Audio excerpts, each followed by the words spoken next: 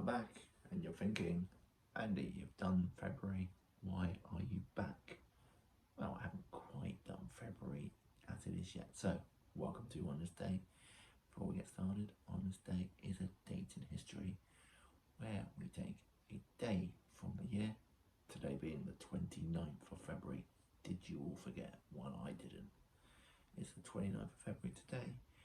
We will look, but it's not actually, because there isn't one in 2022, but there was one in 2020, and every 4 years there would be one. So we're going to look at those dates. People who were born, people who died, what happened. Remember, only happens every 4 years. Let's have a quick sip. It's the same cup of tea from yesterday. Who knows? How's that work? Maybe you record more than one day at a time. I am going to try and catch up. I am going to try and become excuse me, I'm going to try and get ahead of where we are. Then it makes it a bit easier, it makes it a bit more, wow, this is actually what's coming. So, I've done this day, and the first name I sort of wish I hadn't bothered. So, born in 1904, you're going to like this one. Adolphe, Bain, Charles, David, Earl, Frederick, Gerard, Hubert, Irvine, John, Lloyd, John, Keith, Lloyd, Martin, Nero, Oliver, Paul, Quincy, Randolph, Sherman, Thomas, Usa, Victor, William, Xavier, Yancey, Zeus, Wolfgang, Ligas, Steinhusen.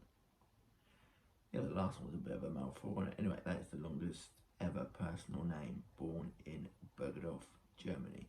He died in 1997. So that's a disputed date when he died, but the longest name ever personal. It was all going okay into the, well, I don't really know how to pronounce the one, which is spelled Xerxes, because you really don't get too many names with two X's in any way. And the Warvenschagler Legal Steinhausen, possibly, probably not. Yeah, that was a bit of a mouthful, that one. Imagine calling him Impeti. I wonder what they actually called him. I wonder if he actually went by the name of Adolphe. Adolphe as in a dolphin, almost. Anyway, let's move on. In 1944, Jeff Nichols, British rock keyboardist of the Black Sabbath from 1980 to 2013, was born in Birmingham, in England. He died in 2017. Richard Ramirez, El Paso, Texas. He was the serial killer. He was the Night Stalker. He was born in 1960. People who died: Pope Saint Hilarius, he was Pope between 461 and 468. He was the calendar reformer. He died. Birth date, no one really knows. That's the problem with the past. They didn't really give a very good passage. Also, the calendar changed. We really know that was the right year. Well, it's a bit dodgy when you go back much beyond the 1940s, I feel.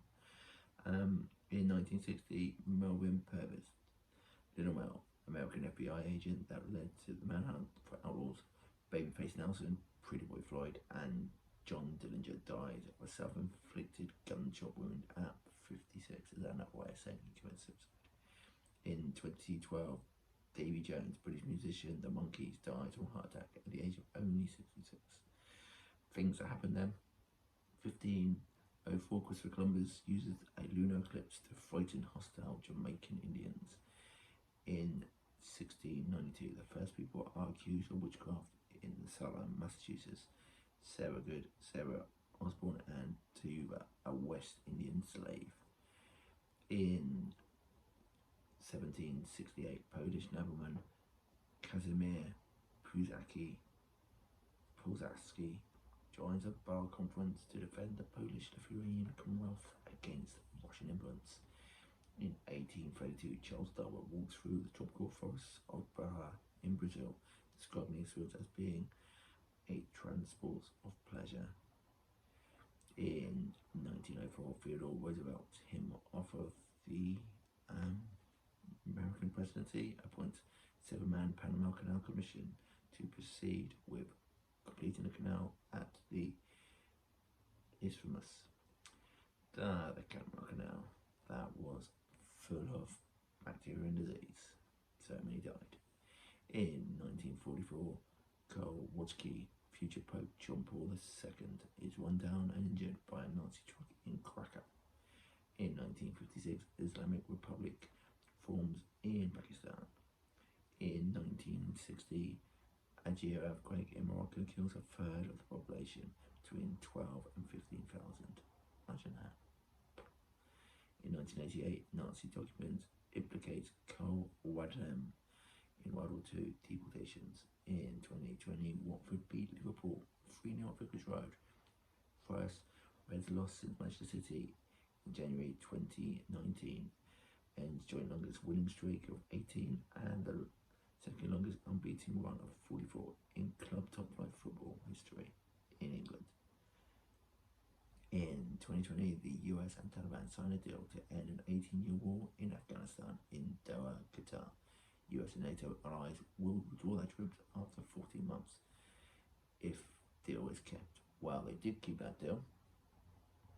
The US and the allies of NATO did leave, basically because if they did stay there, they'd have been probably attacked by the Taliban.